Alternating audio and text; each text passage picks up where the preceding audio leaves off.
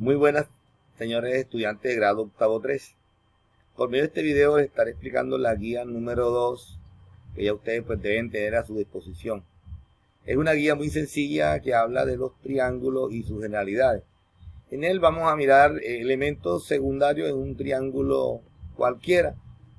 A través de la presentación que les voy a compartir aquí, quiero que vayamos viendo cada uno de estos elementos como a manera de teoría. Ya la parte práctica está al final de la guía, pero inicialmente esta parte es un poquito teórica, como elementos de un triángulo cualquiera. Tenemos aquí varios elementos. Dice: a continuación analizaremos algunos elementos secundarios en un triángulo. En primera medida tenemos la bisectriz. Vamos a ver qué es lo que es la bisectriz. Dice: es la semirrecta que divide a un ángulo en dos partes iguales. Aquí a través del dibujo vamos a mirar esta parte. Bisectriz es esta semirrecta que divide el ángulo interno de este triángulo en dos partes iguales. Igual, como son tres ángulos, hay tres bisectrices. Y el punto, o sea, esta sería la otra bisectriz, esta sería la otra. Y el punto donde se cortan las tres bisectrices se llama incentro, ¿sí? Punto de intersección de las tres bisectrices en ese triángulo. Son elementos teóricos. También encontramos la mediatriz. Dice que de un segmento es un segmento perpendicular al mismo en su punto medio. Veamos aquí a través del dibujo qué es lo que es la mediatriz. Dice que en pocas palabras, la mediatriz divide el lado opuesto de este triángulo en dos partes iguales. Este es el punto medio, ¿sí? Vemos esta, aquí tenemos esta otra, ¿cierto? La mediatriz es la semirrecta que divide el lado del triángulo en dos partes, en dos segmentos iguales. Aquí tenemos. Y el punto donde se cortan las dos mediatrices se llama circuncentro. Dice que es el punto de intersección de las tres mediatrices de un triángulo. Es el centro de la circunferencia circunscrita. O sea, en pocas palabras, si metemos un triángulo en una circunferencia, ese punto medio de esa circunferencia se llama circuncentro. Circunferencia, centro de la circunferencia es lo que significa eso. Miremos otros elementos. Tenemos la altura en un triángulo. Vemos que dice que es el segmento perpendicular comprendido entre un vértice y el lado opuesto. Veamos aquí en esta figurita la altura, el segmento como si el triángulo lo colocamos, lo volteamos, tiene otra altura, depende cómo lo coloquemos. Igualmente tiene tres alturas.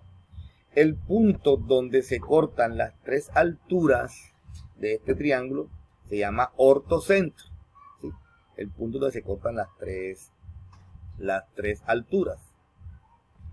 Veamos otro elemento de ese triángulo, es la mediana. Dice: es el segmento comprendido entre un vértice y el punto medio del lado opuesto.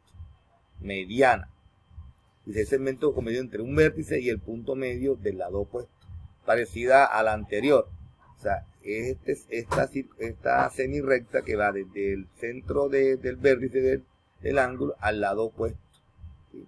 Y la divide en dos partes iguales. Como son tres ángulos, pues hay tres medianas.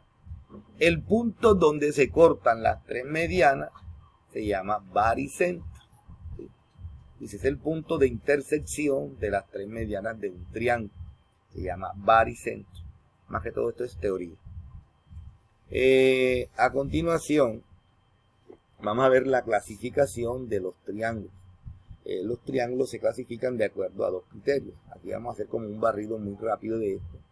Y según la longitud de sus lados y según la medida de sus ángulos. Entonces tenemos en cada uno de ellos, según la longitud de los lados, vamos solamente como a irlos mencionando. Triángulo equilátero, el que tiene tres lados de la misma medida. Ahí podemos ver el dibujito. Esto es teoría. Vemos ahí que el segmento AB es igual al segmento BC e igualmente al segmento AC. Eso es lo que significa lo que está allí en esta gráfica. Triángulo isósceles es aquel triángulo que tiene dos lados iguales entre sí y de un lado que no es igual. Dos lados iguales. Veamos aquí en este dibujito. los dos lados son iguales, podemos ver aquí dice que el segmento AC es igual al segmento CA, BC igual a CA. Ok, triángulo escaleno es aquel triángulo que tiene todos sus lados de distinta medida, ¿sí? Un triángulo que tiene tres lados con distintas medidas en sus lados.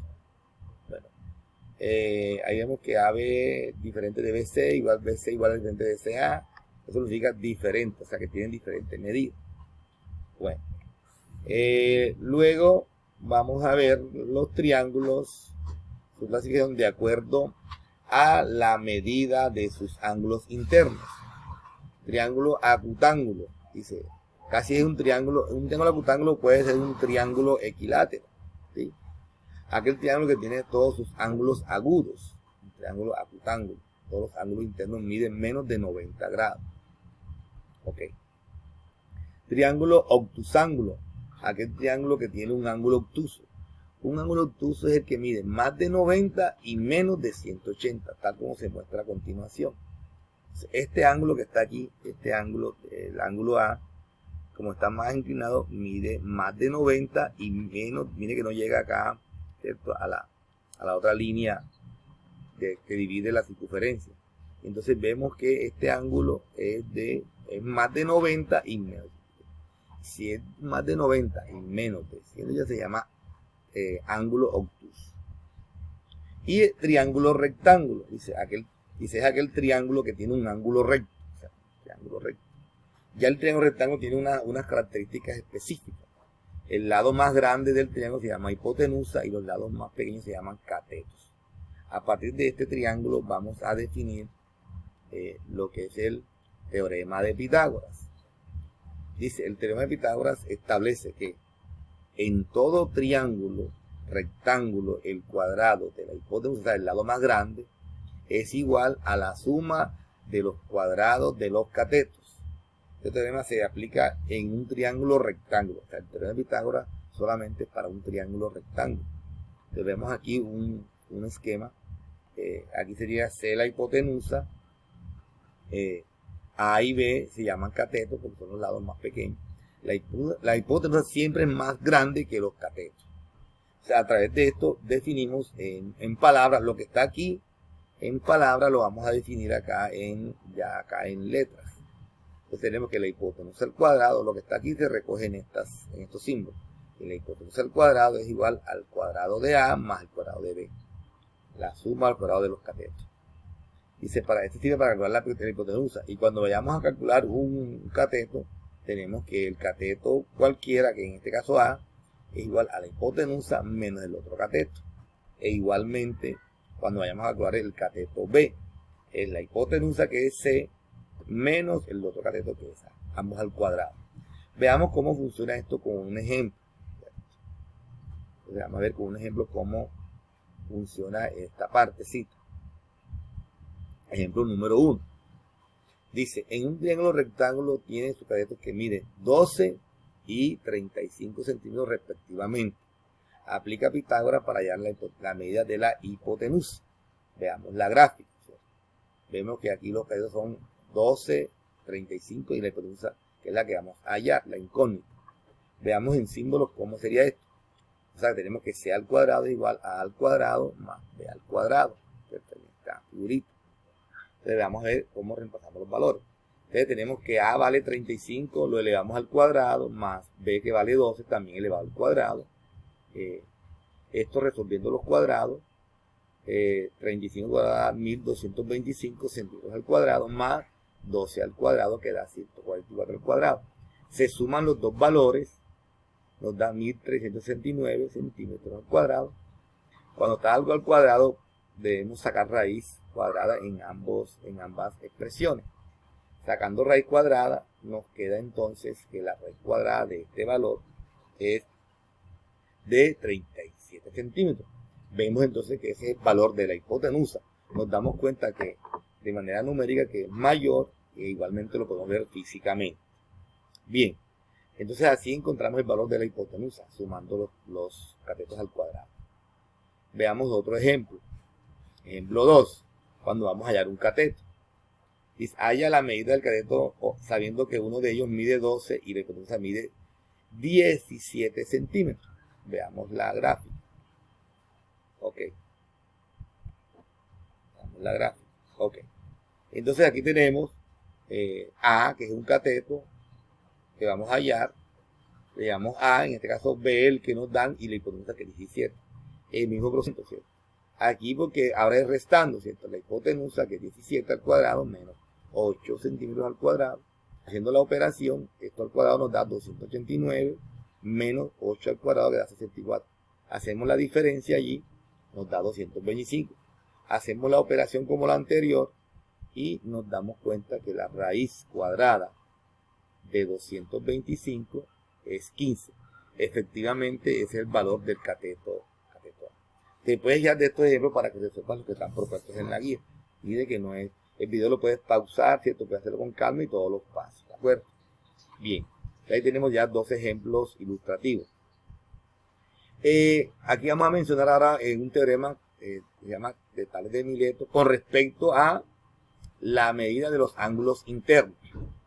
Este teorema establece que la suma de los tres ángulos internos o interiores de cualquier triángulo es igual a 180. Veamos aquí un ejemplo. O sea, la suma de los tres ángulos internos no debe pasar de 180.